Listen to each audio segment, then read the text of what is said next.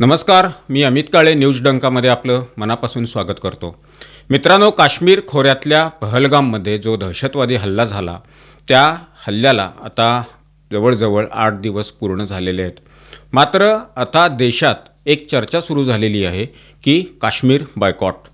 आता या मतप्रवाहावर वेगळ्या चर्चासुद्धा झडू लागलेल्या आहेत। मुद्दा हा आहे की काश्मीर आणि काश्मीरमधल्या मुस्लिम समाजाला विरोध करायचा हा त्यामागचा हेतू नाही, मात्र काश्मीरमधली स्थानिक जनता ही स्वतःला भारतीय समजते का आणि भारतीयांना ते आपलं मानते का हा इथं मूळ प्रश्न आहे। कारण मी आधी केलेल्या व्हिडिओमध्ये पण सांगितलेलं होतं की स्वतः मी 8 दिवस काश्मीरमध्ये राहून आलेलो आहे।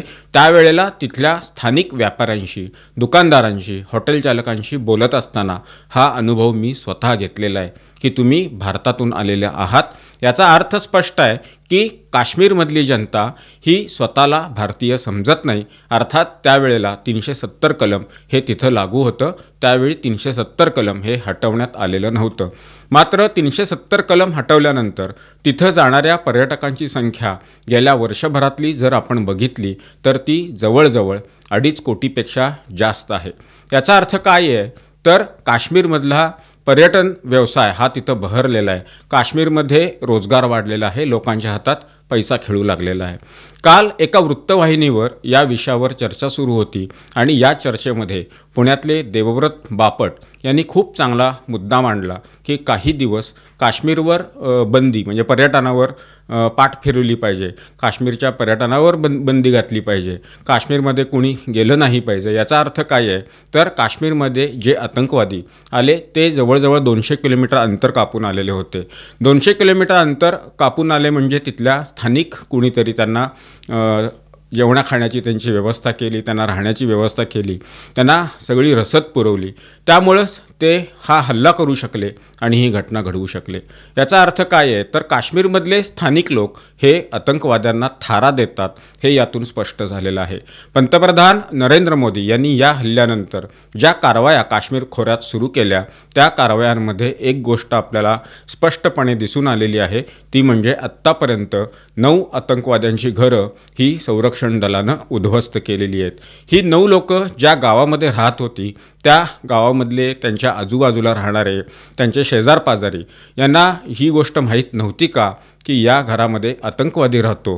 कारण काश्मीर आणि त्या परिसरातली गावं जर आपण बघितली तर त्या गावांमधल्या घरांची संख्या ही अगदी 25, 50, 100 ह्याच्या पलीकडं नाही, असं साधारण तिथली परिस्थिती आहे। त्यामुळं पिन पडली तरी आवाज त्या गावाला ऐकू गेला पाहिजे असं वातावरण तिथं असताना त्या गावामध्ये आतंकवादी राहतात आणि त्याची खबर तिथले स्थानिक लोक संरक्षण दलाला किंवा सुरक्षा यंत्रणांना देत नाहीत। याचा अर्थ काय तर काश्मीरमध्ये राहणारा प्रत्येक स्थानिक नागरिक हा आतंकवाद्यांना बळ देतो असं आमचं म्हणणं नाही, मात्र जे काही टक्के लोक हाताच्या बोटावर मोजण्या इतके त्यांना बळ देतात त्यांचं बळ मोडून काढण्यासाठी तूर्त तरी काही काळ काश्मीरच्या पर्यटनावर बंदीही घातलीच पाहिजे पर्यटकांनी। कारण अजून तिथली परिस्थिती ही सुधारलेली नाही आहे। तिथं अजूनसुद्धा भीतीचं वातावरण आहे। ठिकठिकाणी सुरक्षा यंत्रणांचे जवान हे तिथं तैनात करण्यात आलेले आहेत, त्यांची संख्या वाढवण्यात आलेली आहे। वेगळ्या कारवाया या सुरक्षा यंत्रणांच्याकडून सध्या सुरू आहेत। त्यामुळे पर्यटकांनी तिथं जाणं, स्वतःचा जीव धोक्यात घालणं हे करण्यापेक्षा काही काळ तिथं न जाणं हे जास्त सोयीचं आणि संयुक्तिक आहे असं आमचं मत आहे। मुद्दा काय आहे तर पर्यटक तिथं गेले नाहीत तर स्थानिक काश्मीरी लोकांचा रोजगार बुडणार, त्यांच्या पोटावर पाय येणार आहे। मानवतेच्या दृष्टिकोनातून बघायला गेलं तर अशा पद्धतीनं कोणाच्या पोटावर पाय यावा हा हेतू त्यामागचा नाही, मात्र त्यांना अद्दल कधी घडणार, हे स्थानिक लोक आतंकवाद्यांना मदत करतात, त्यांना अद्दल कधी घडणार, त्यांना जाणीव झाली पाहिजे की आपल्याकडे पर्यटक येणं बंद झालं तर आपल्याला जगणंसुद्धा मुश्किल होणार आहे। कारण पर्यटन सोडून तिथलं अर्थकारण हे कुठल्या इतर गोष्टीवर अवलंबून नाही, एकमेव पर्यटन हेच तिथल्या अर्थकारणाचं सूत्र आहे। दुसरी गोष्ट, आज काश्मीरमधले स्थानिक नागरिक जरूर पर्यटकांच्याबद्दल सद्भावना व्यक्त करत आहेत, त्यांच्या पाहुणचाराबद्दलची चर्चा ही सगळीकडे होती आहे. त्याचाही अनुभव आम्ही घेतलेला आहे. अत्यंत चांगल्या पद्धतीनं आम्हाला तिथं वागणूक तिथल्या स्थानिक नागरिकांनी पर्यटक म्हणून दिलेली होती. मात्र सध्या जी चर्चा सुरू आहे ती केवळ पर्यटन आणि रोजगार या विषयावरच सुरू आहे. म्हणजे त्यांना पर्यटकांच्याबद्दल प्रेम जरूर आहे, मात्र त्यामागं त्यांचा रोजगारसुद्धा आहे. जर पर्यटक आले नाहीत तर त्यांचा रोजगार जाणार आहे, सगळ्याच गोष्टी अवघड होऊन बसणार आहेत. तर अजून एक मुद्दा आपल्याला इथं आठवण करून द्यायचा आहे, तो म्हणजे काश्मीरी पंडितांचा.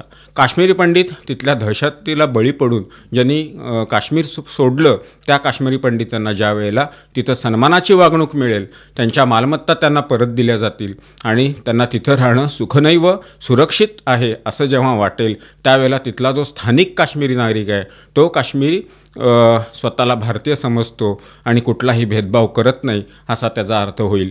जे काश्मीरी पंडित काश्मीर सोडून गेलेले आहेत त्या काश्मीरी पंडितांना तिथं सन्मानाची वागणूक ही दिली गेली पाहिजे.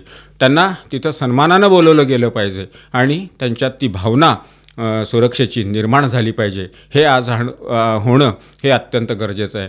कुणाचा द्वेष करणं किंवा कुणाच्या पोटावर पाय आणणं हा यामागचा उद्देश नाही. जर का तोच उद्देश असता तर भारत सरकारनं सिंधू नदीचं पाणी हे कधीच रोखलं असतं. पाकिस्तान तहानतान करून मागच मेला असता. मात्र मानवतेचा दृष्टिकोनच त्यामागं होता, म्हणून इतकी वर्ष आपण पाकिस्तानला पाणी पुरवत होतो. हिंदू धर्म कधी हिंसा शिकवत नाही, लोकांना त्रास होईल अशा पद्धतीनं वागा असं शिकवत नाही. मात्र काही वेळेला काही प्रसंगी असे निर्णय घ्यावे लागतात की या निर्णयातून समोरच्या व्यक्तीला अद्दल घडेल. काश्मीर हा भारताचा अविभाज्य भागच आहे. काश्मीर हे काय भारतापासून वेगळं नाही. काश्मीरमधले नागरिक हे सुद्धा भारतीयच आहेत, ते आपलेच बांधव आहेत. त्यांच्याबद्दल दुमत असायचं काही कारण नाही, त्याच्याबद्दल कोणाच्या मनात कसलीही शंकासुद्धा नाही. मात्र तिथल्या स्थानिक नागरिकांनी कुठल्याही दहशतीला बळी न पडता अशा पद्धतीनं ज्या कारवाया स्थानिक पातळीवर केल्या जातात आतंकवादी पोषण्याच्या, त्याबद्दलची माहिती सुरक्षा यंत्रणांच्या समोर दिली पाहिजे. घाबरून जर का ते काही गोष्टी सांगत नसतील तर त्याबद्दल गुप्तपणानं सुद्धा माहिती देता येते. अशा पद्धतीची माहिती सुरक्षा यंत्रणांना दिली गेली पाहिजे. काश्मीरवर पर्यटनबंदी किंवा पर्यटनासाठी तिथं जाऊ नका हा काय कायमचा निर्णय नाही, पण काही काळ त्याची जाणीव ही स्थानिकांना व्हायला हवी, त्याशिवाय पर्याय नाही असं आमचं स्पष्ट मत आहे. सरसकट सगळे स्थानिक नागरिक अशा प्रवृत्तीचे आहेत असं आम्हाला अजिबात म्हणायचं नाही. जर का ते तशा प्रवृत्तीचे असते तर घटना घडल्यानंतर एवढा संताप स्थानिक काश्मीरी नागरिकांनी व्यक्त केला नसता, लाल चौकात आंदोलनं केली नसती. एका वेळेला ठिकठिकाणी आंदोलनं सुरू होती. हा पहिल्यांदाच काश्मीरमध्ये घडलेला प्रकार आपल्याला बघायला मिळाला आणि एवढ्या मोठ्या प्रमाणावर पर्यटकांवर सुद्धा हल्ला होणं हा सुद्धा पहिल्यांदाच घडलेला प्रकार होता.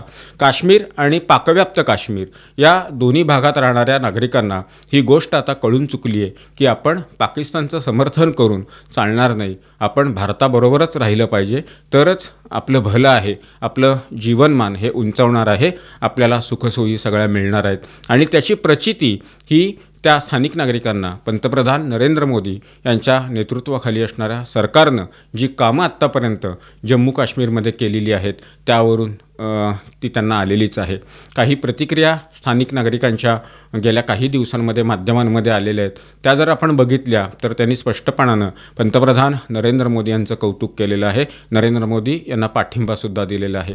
हे सगळं खरं असलं तरी काही काळ काश्मीरमधल्या पर्यटनाकडं पाठ फिरवणं हे जास्त योग्य आहे. ते दोन्ही अर्थानं आहे की तिथली परिस्थिती सध्या योग्य नाही, तणाव आहे, भयभीत वातावरण आहे. आणि दुसरी गोष्ट, स्थानिक नागरिकांना याची जाणीव झाली पाहिजे की पर्यटन थांबलं तर आपली रोजीरोटी थांबणार आहे. त्यासाठी तिथं स्थानिक आतंकवाद्यांना स्थानिक पातळीवर आपण थारा देता कामा नये. असे स्थानिक पातळीवर राहणारे जे आतंकवादी आहेत त्यांना हुडकून सुरक्षा यंत्रणांच्या ताब्यात आपण दिलं पाहिजे. तूर्त इथंच थांबतो. हा व्हिडिओ आपल्याला कसा वाटला ती आपली प्रतिक्रिया कमेंट बॉक्समध्ये नोंदवून जरूर कळवा. व्हिडिओ आवडला असल्यास तो लाईक करा, शेअर करा आणि आमचं चॅनल आठवणीनं सबस्क्राईब करायला विसरू नका. धन्यवाद आणि नमस्कार.